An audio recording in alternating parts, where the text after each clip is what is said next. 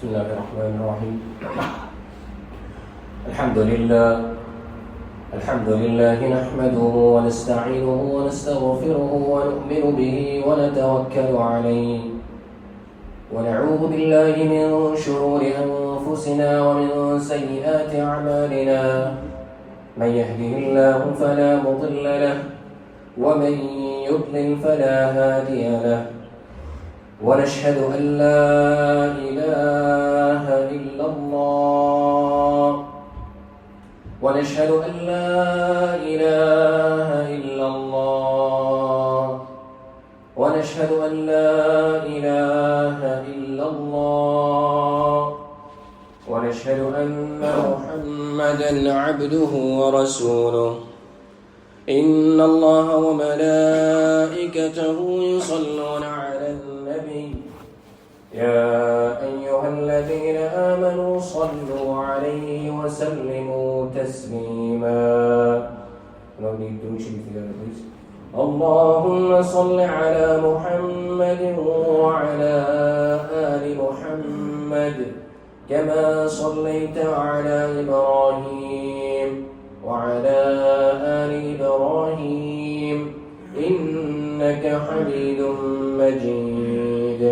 اللهم بارك على محمد وعلى آل محمد كما باركت على إبراهيم وعلى آل إبراهيم إنك حميد مجيد.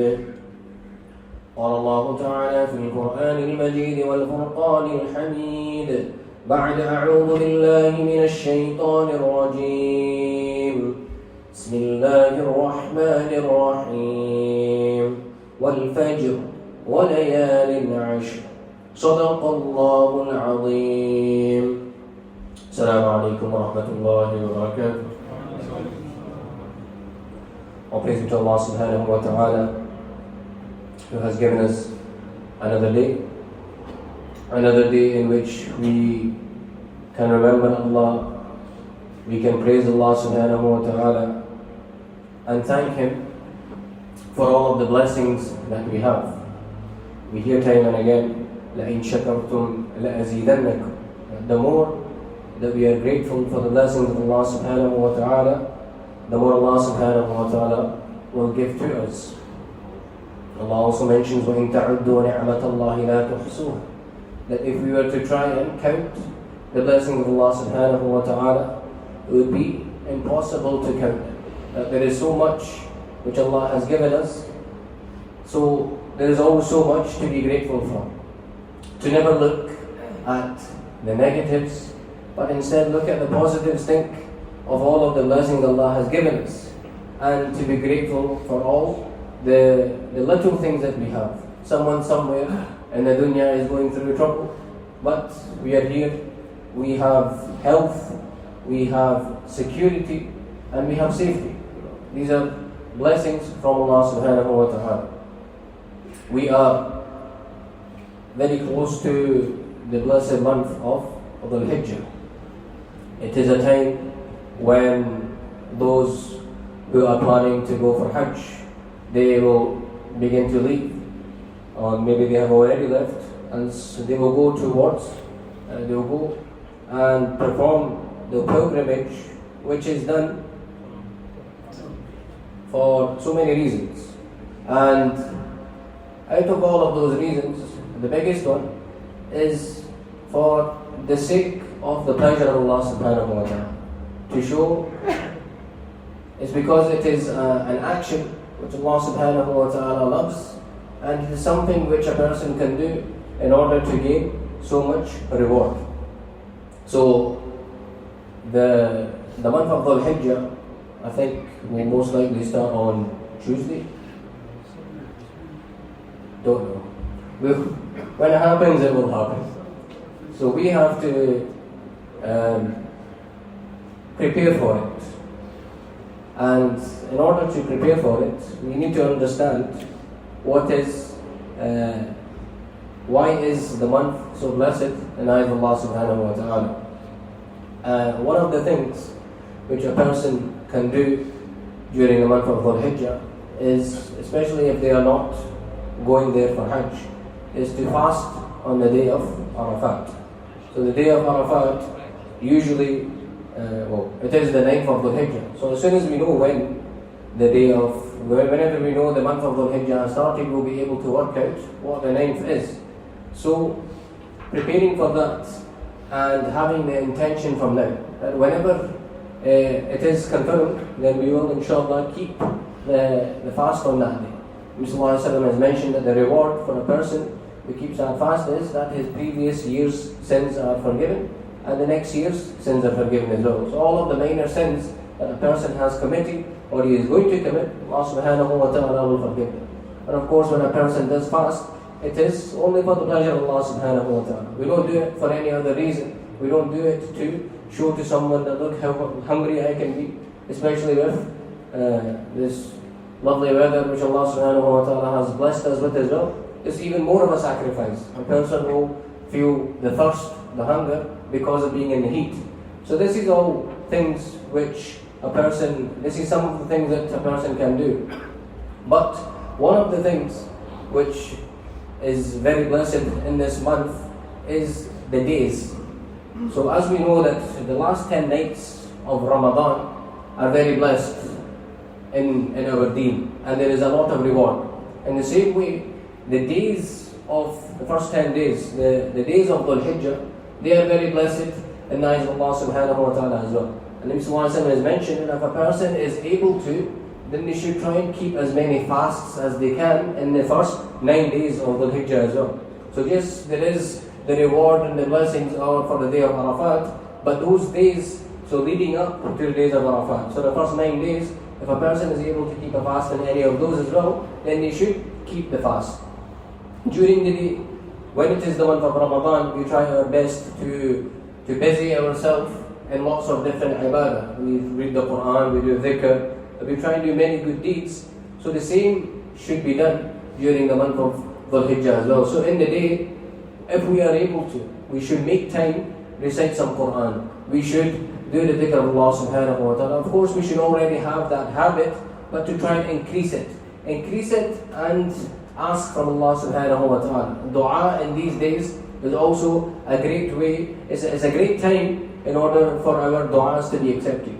Allah subhanahu wa ta'ala has given us so much, so these are the times that we can ask from Allah subhanahu wa ta'ala and we can hopefully gain reward from Allah subhanahu wa ta'ala. The more that we do, the more we are able to hopefully get rewarded. Another thing which we are encouraged to do during the month of Dhul-Hijjah is the Udhiyah, the Qurbani. That a person, if they are able to, if they have the wealth and they are sane and they have the ability, then they should sacrifice an animal. Sacrificing an animal is, of course, majority of people, it is done abroad. So a lot of people, what they like to do is they will send the money to another country and the Qurbani is done over there. Now, because it is done in another country, what usually happens is the younger generation and the kids, they have no understanding of what the Qurbani actually is, what is the Udhiyah, and what is the purpose of it, and what is the point of it.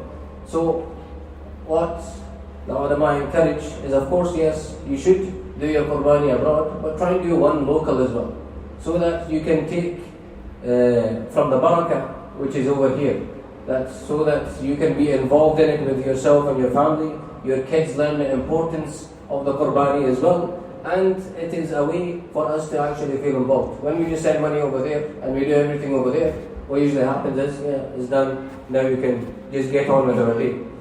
Those that have spent time in the countries back home and you have been there for the Eid, you're able to be there, you can sacrifice your own animal. It feels much more closer and you feel a part of the thing as well. So that is why you should maybe try and intend that we will go over to our countries back home where the work here is done, take our families and actually partake within what needs to be done. Everybody knows the story of why the Udhiyah takes place as well. story of Hazrat Ibrahim alayhi salam, and Allah subhanahu wa ta'ala commanded that he should sacrifice Ismail alayhi salam. And of course, we know, long story short, that after so many years Allah subhanahu wa ta'ala blessed him with a child, and it was a test from Allah subhanahu wa ta'ala, that are you able to do what Allah subhanahu wa ta'ala asks of you. And this is the same thing that we go through in our daily lives. There are many challenges throughout our life, things which are difficult, things which might cause us trouble, but we know it is the correct thing to do. We know it is the will of Allah subhanahu wa ta'ala, it is what Allah wants from us. So this is where, if we are able to follow the commands of Allah subhanahu wa ta'ala, it will make a huge difference. And this is where the greatest reward is, in following the words and in the commands of Allah subhanahu wa ta'ala. This is why it is very, very important that we always make sure that whenever these tests come from Allah subhanahu wa ta'ala, we do our best to follow it, and we make sure that we are listening to the words of Allah subhanahu wa ta'ala and His beloved Nabi sallallahu alayhi wa sallam. Another thing which is mentioned during is a mas'ala, which a lot of people, they always ask the question about the cutting of hair and nails for the one who is keeping the fast, for the one who is giving qurbani.